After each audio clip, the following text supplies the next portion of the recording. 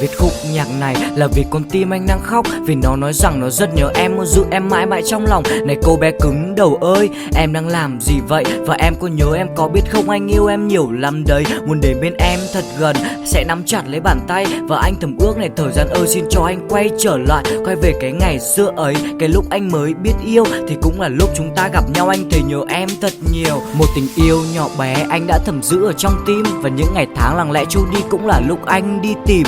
Anh là một người lính hao gầy sương gió và bão giông, nhưng bao khó nhọc anh có ngại chi khi anh luôn có em trong lòng.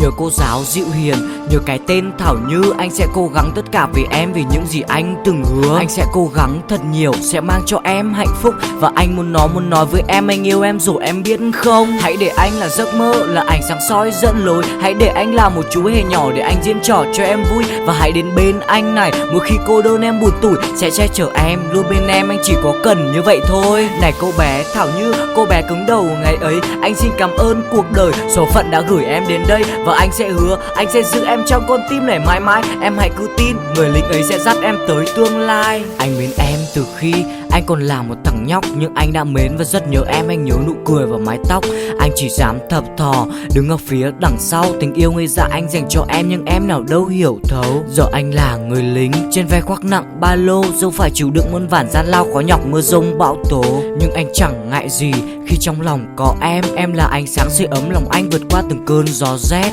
những cơn mưa tầm tã và cơn gió lạnh thoảng qua. Giờ ơi xin gửi tình yêu người lính tới cô giáo ở nơi xa. Em đừng xa anh nhé, hạnh phúc là ngày ta có nhau, tất cả những nỗi niềm riêng chất chứa mà trong lòng anh chôn giấu.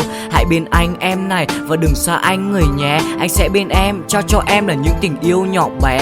Hãy cho anh là cánh đồng, là ánh mặt trời soi sáng. Anh sẽ là mây, sẽ là gió che chở ánh nắng chứa chan. Hãy để anh là giấc mơ, là ánh sáng soi dẫn lối. Hãy để anh là một chú hề nhỏ để anh diễn trò cho em vui. Và hãy đến bên anh này, mỗi khi cô đơn em buồn tủi, sẽ che chở em luôn bên em, anh chỉ có cần như vậy thôi. Này cô bé Thảo Như, cô bé cứng đầu ngày ấy, anh xin cảm ơn cuộc đời, số phận đã gửi em đến đây. Và anh sẽ hứa, anh sẽ giữ em trong con tim này mãi mãi. Em hãy cứ tin, người lính ấy sẽ dắt em tới tương lai.